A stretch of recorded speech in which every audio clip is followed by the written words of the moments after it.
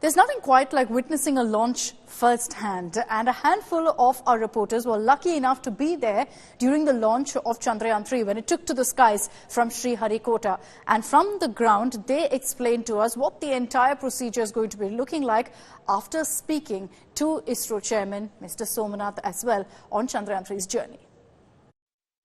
Behind us is a model of the rocket GSLV Mk2, and the LV-M3 will resemble this model only. And on either side of this rocket, the columns you see, those are S200 solid state boosters, and in the center part where it is written GSLV, that is the liquid stage, and on top of it we will have the cryogenic engine C25. Over that particular pod with the Indian national flag, that is a heat shield which will be carrying Chandrayaan-3. This is a module which will have a propulsion module, a lander module, and the rover. The launch vehicle will first orbit Earth before entering Moon orbit.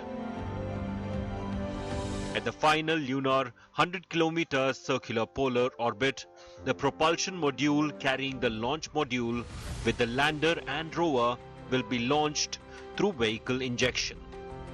Then the separation of the launch module from the propulsion module will take place. The propulsion module this time also has one scientific payload as a value addition. It will become operational post-separation of the lander module. The propulsion module, equipped with spectropolarimetry of habitable planet Earth or SHAPE, will then work for future discoveries of smaller planets in reflected light. It would also allow scientists to probe into a variety of exoplanets which would qualify for habitability or for presence of life. The lander module in the meantime will orbit closer to the lunar south pole.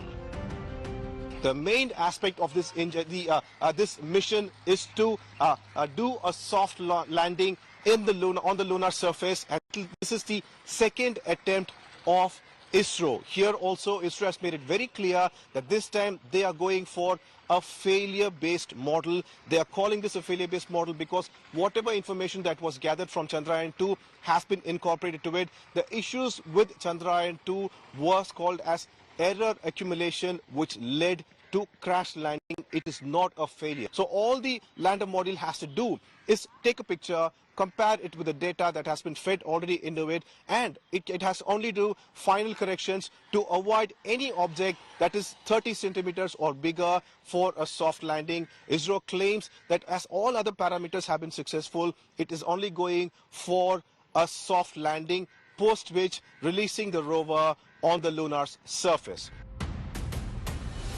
Soft landing of the lander happens when it lands intact on the lunar surface that prevents damage to the spacecraft. This will ensure survivability of instruments on board the spacecraft. This has so far been successfully achieved by only 3 other countries: USA, Russia and China.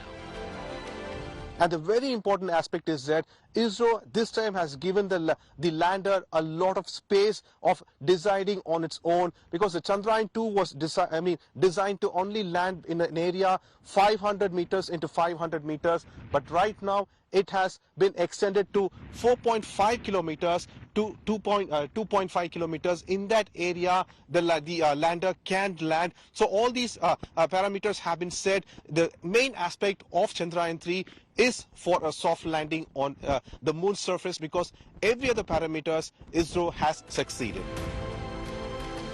After successful landing at the South Pole, the lander will release the rover. During this mission, the rover will make qualitative and quantitative elemental analysis to derive the chemical composition,